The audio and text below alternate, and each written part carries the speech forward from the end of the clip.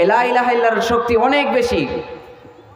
হযরত আবু সাঈদ আল খুদরি রাদিয়াল্লাহু তাআলা আনহু হতে বর্ণিত, তিনি বলেন যে রাসূল সাল্লাল্লাহু আলাইহি সাল্লাম বলেন, ক্বালা মুসা আলাইহিস সালাম, মুসা আলাইহিস সালাম বললেন, কাকে? আল্লাহকে বললেন, ইয়া রাব্বি, হে আমার রব, হে আমার রব, আল্লিমনি শাইয়ান আযকুরুকা ওয়া আদউকা বিহি। আল্লাহর কাছে দোয়া করলেন, ও আল্লাহ, আল্লাহকে বললেন, ও আল্লাহ, ইয়া রাব্বি, হে আমার রব, আল্লিমনি, আমাকে শিখিয়ে দেন, শাইয়ান আযকুরুকা, এমন একটি দোয়া, এমন একটি জিকির, ওয়া আদউকা বিহি, যে দোয়ার মাধ্যমে আমি আপনাকে ডাকতে পারি, এমন একটা দোয়া শিখিয়ে দেন। তখন আল্লাহ পাক রব্বুল আলামিন বললেন কি?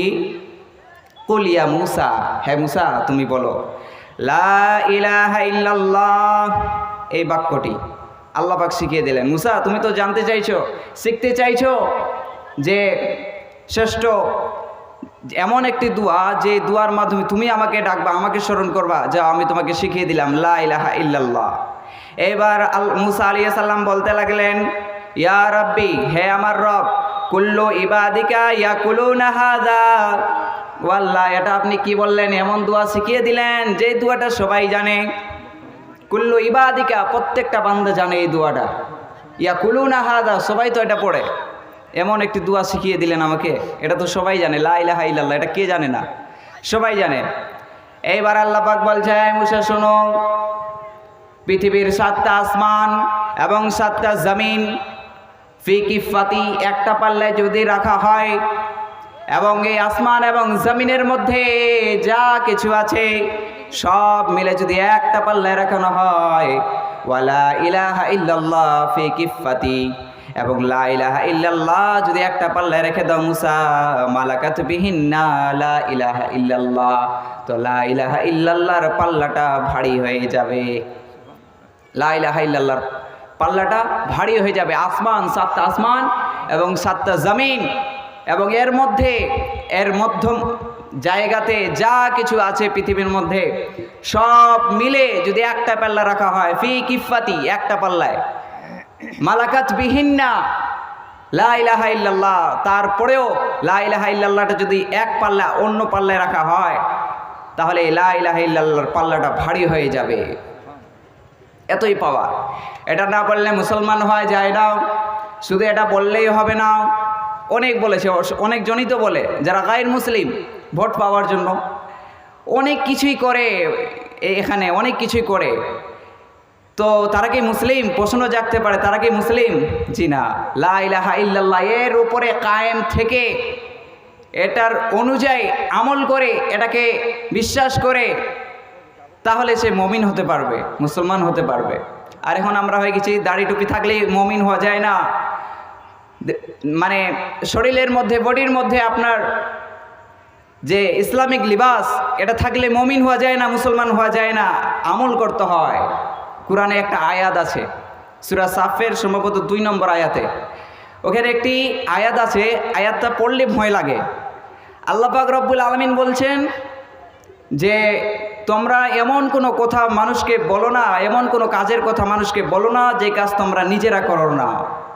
লিমা তাকুলুনা মা লা তাফআলুন, এমন কোনো কথা বলো না তোমরা মানুষকে যে কাজ তোমরা নিজেরা করো না। এই আয়াতটা পড়লে একটা মনের মধ্যে জানি না কেন এমন ভয় হয়, আমি যদি আমল না করি তাহলে কি হবে। তো এখানে আরও অনেক বিষয় আছে। বিশ্বনবীর চাচা রসুল সাল্লাল্লাহু আলাইহি সাল্লাম আবু তালেব অসুস্থ, রসুল সাল্লাল্লাহু আলাইহি সাল্লাম গেলেন আবু তালেবকে, উনার চাচাকে দেখার জন্য। যাওয়ার পরে দেখলেন উনার পাশে আবু জেহেল বসে আছে, 2টা শয়তান বসে আছে, আবু জেহেল, আব্দুল্লাহ ইবনে আবি উমাই, এই 2টা শয়তান এখানে বসে আছে। রসুল সাল্লাল্লাহু আলাইহি সাল্লাম বলছে, ইয়া আম্মি, হ্যাঁ চাচা যান, কুল লা ইলাহা ইল্লাল্লাহ কালিমাতান উহাজ্জু লাকা বিহা ইনদাল্লাহ, ও চাচা যান, আপনি লা ইলাহা ইল্লাল্লাহ পড়ে নেন, ইকরার করে নেন। এই পড়ার কারণে আমি আল্লাহর দরবারে আপনার জন্য দলিল পেশ করব যে দেখেন আল্লাহ, আমার চাচা লা ইলাহা ইল্লাল্লাহর ইকরার পড়েছে, গবাহি দিয়েছে, সাক্ষ্য দিয়েছে। এইবার ওই যে 2টা শয়তান বলতে লেগেছে আবু তালেবকে, রাসূল সাল্লাল্লাহু আলাইহি সাল্লামের চাচাকে বলতে লেগেছে, আবু জেহেল এবং আব্দুল্লাহ ইবনে আবি উমাই বলতে লেগেছে, ও আব্দুল মুত্তালিব, তুমি কি আব্দুল মুত্তালিবের মাযহাবটাকে ছেড়ে দেবে নাকি? এই যে দুইটা শয়তান বলতে লেগেছে, আবু জেহেল আর আব্দুল্লাহ ইবনে আবি উমাই রাসূল সাল্লাল্লাহু আলাইহি সাল্লামের চাচা আবু তালেবকে বলছেন যে তুমি কি আব্দুল মুত্তালিবের মাযহাবটাকে, উনার যে মতাদর্শ ছিল, উনার যে ধর্ম ছিল, এটাকে ত্যাগ করবে? তখন রাসূল সাল্লাল্লাহু আলাইহি সাল্লামের চাচা আবু তালেব বলছেন যে হে আমার ভাতিজা, আমি পড়তে পারলাম না, লা ইলাহা ইল্লাল্লাহ পড়তে পারলেন না। এবং রাসূল সাল্লাল্লাহু আলাইহি সাল্লাম অনেক কষ্ট পেলেন। নিজের চাচা লা ইলাহা ইল্লাল্লাহ পড়লেন না, মুসলিম হলেন না, যেই চাচা ছোট থেকে বড় পর্যন্ত মানুষ করেছে, পিতামাতা নাই, রাসূল সাল্লাল্লাহু আলাইহি সাল্লাম এতিম অবস্থায় ছোট থেকে বড় হয়েছে। রাসূল সাল্লাল্লাহু আলাইহি সাল্লামের চাচা আবু তালেব, ইনি উনাকে দেখভাল করেছেন, বড় করেছেন, মানুষের মতো মানুষ করেছেন। আর এই চাচা ইসলাম কবুল করলো না, একটা দুঃখ লাগলো রাসূল সাল্লাল্লাহু আলাইহি সাল্লামকে, এবং বললেন সঙ্গে সঙ্গে যতক্ষণ পর্যন্ত আমাকে কেউ না থামাবে ততক্ষণ পর্যন্ত আমি আপনার জন্য দোয়া করতে থাকবো। সঙ্গে সঙ্গে আল্লাহ রাব্বুল আলামিন আয়াত নাজিল করলেন। সূরা তাওবার 113 নম্বর আয়াতে আল্লাহ রাব্বুল আলামিন বলেন, মাকানা লিন-নাবিয়্যি ওয়াল্লাযীনা আমানু আইয়াস্তাগফিরু লিল মুশরিকিনা ওয়ালাউ কানু উলি কুরবা।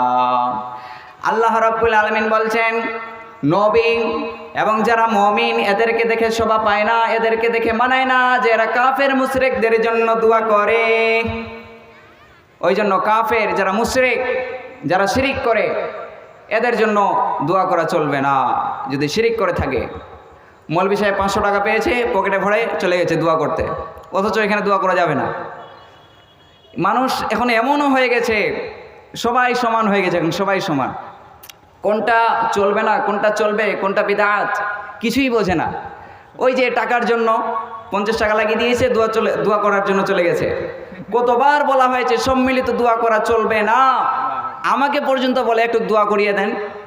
আপনার বাবা মারা গেছে, আপনি দোয়া করেন না, আমার থেকে বেশি কাজে লাগবে আপনারটা। সম্মিলিত দোয়া করা চলবে না, বিদআত। দলিল নাই, ওই জন্যই তো বিদআত। একটা খালি হাদিস দেন, একটা খালি প্রমাণ দেন, সবাই মিলে দোয়া করেছে। এখন তো মানে অনেক রকমের দোয়া হয়ে গেছে।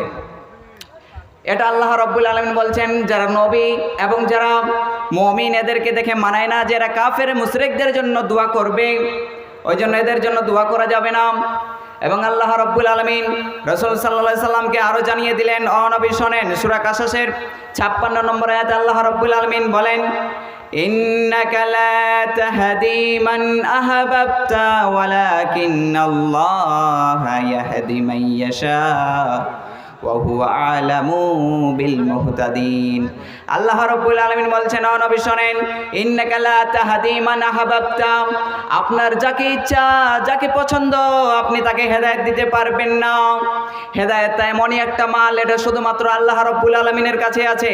কাকে হেদায়েত দিবে এটা আল্লাহ পাক রব্বুল আলামিন জানে। রাসূল সাল্লাল্লাহু আলাইহি সাল্লাম নিজের চাচা আবু তালেবকে হেদায়েত দিতে পারেননি, তাহলে আমি আপনি কে? মানুষকে হেদায়েত দেওয়া যায় না, কাউকে জোর জবরদস্তি নামাজের দিকে আনা যায় না। যেই মানুষটাকে দেখছেন সুদ খাচ্ছে, ঘুষ খাচ্ছে, সবচাইতে নিকৃষ্ট, দেখা যাবে এই মানুষটা কিছুদিন পরে আল্লাহ তাকে হেদায়েত দিয়ে মসজিদের মধ্যে সাফুল আউয়ালে, কাতারের মধ্যে, প্রথম কাতারের মধ্যে দাঁড় করিয়ে দিয়েছে, আপনার থেকে নামাজে আগে হাজির। তো আল্লাহ পাক রব্বুল আলামিন হেদায়েত দিবে, তাছাড়া আর কেউ দিতে পারে না। আল্লাহ রব্বুল আলামিন বলছেন, ইন্নাকা লা তাহদি মান আহবাবতা, আপনি যাকে চান তাকে আপনি হেদায়েত দিতে পারবেন না। ওয়ালাকিন্নাল্লাহা ইয়াহদি মান ইয়াশা, কিন্তু আমি আল্লাহ যাকে চাই তাকে হেদায়েত দিতে পারি। ওয়া হুয়া আ'লামু বিল মুহতাদিন, এবং আমি খুব ভালো করেই জানি হেদায়েত পাওয়ার যোগ্যতা কার আছে। হেদায়েত পেতে গেলে হেদায়েত আল্লাহর কাছে চাইতে হয়, আল্লাহুম্মা হদিনি, হে আল্লাহ আপনি আমাকে হেদায়েত দান করেন, এরকম দোয়া করতে হয়। আল্লাহ পাক রব্বুল আলামিন আমাদের সবাইকে হেদায়েত দান করুক। আমরা এতটুকুই দোয়া করব, সঠিক পথে থাকবো, 5 ওয়াক্ত সালাত আদায় করব, আল্লাহ রব্বুল আলামিনের কাছে আমরা দোয়া করব। এখন নামাজ পড়ছেন, ধরে নেন নামাজ পড়ছেন, আলহামদুলিল্লাহি রাব্বিল আলামিন আর রহমানির রহিম, কি পড়ছেন আপনি বোঝেন না, আপনি কিছুই বোঝেন না। যখন বুঝে পড়বেন তখন আপনার চোখ থেকে অশ্রু ঝরবে, তার আগে ঝরবে না তো। চোখ থেকে পানি কখন পড়বে? যখন আপনি বুঝে পড়বেন, কোরআনকে আপনি বুঝে পড়বেন।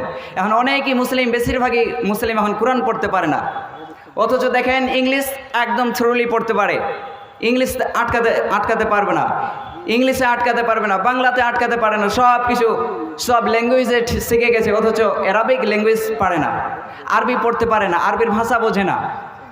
তো এগুলো যখন করবেন তখন বুঝতে পারবেন। ওই যে এক আলেমের কথা আমি বলি, একজন ব্যক্তি মানে মসজিদের এমামতি দায়িত্ব পালন করছিলেন, মসজিদের এমাম সাহেব।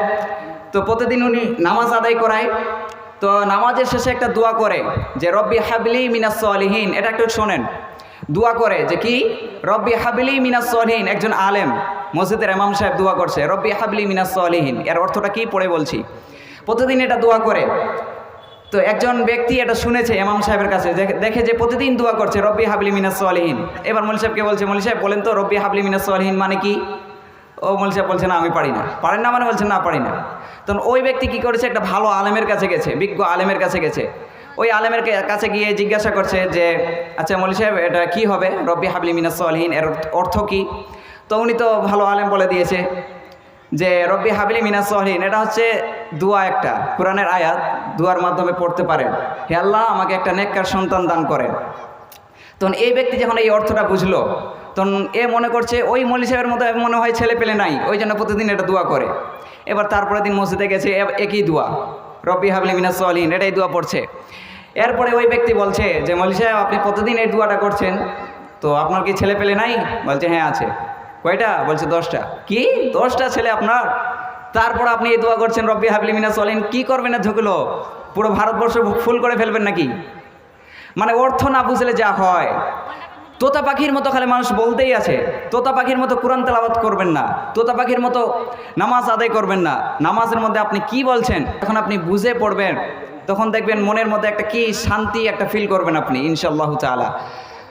তো এইভাবেই করবেন, দোয়াগুলো মুখস্থ করবেন ইনশাআল্লাহ। আমি আপনার জন্য দোয়া করব, আমার জন্য আপনি দোয়া করবেন, আল্লাহ পাক যেন আমাদের সবাইকে সঠিক পথে রাখেন। এখান থেকে আমার বক্তব্য ইতি করছি। বলার মাধ্যমে কোনো যদি ভুল ত্রুটি হয়ে থাকে নিজের ভাই মনে করে বা নিজের ছেলে মনে করে আমাকে মাফ করবেন। আমি আপনার থেকে অনেক ছোট মানুষ, আমাকে অবশ্যই মাফ করবেন এবং আমাকে বলবেন কোন জায়গায় ভুল হয়েছে, আমি শুধরে নেওয়ার চেষ্টা করবো ইনশাআল্লাহ তাআলা। এখান থেকে আমার বক্তব্য ইতি করছি। আমিন ওয়া আখিরি দাওয়ানা আনিল হামদুলিল্লাহি রাব্বিল আলামিন। আসসালামু আলাইকুম ওয়া রাহমাতুল্লাহি ওয়া বারাকাতুহু।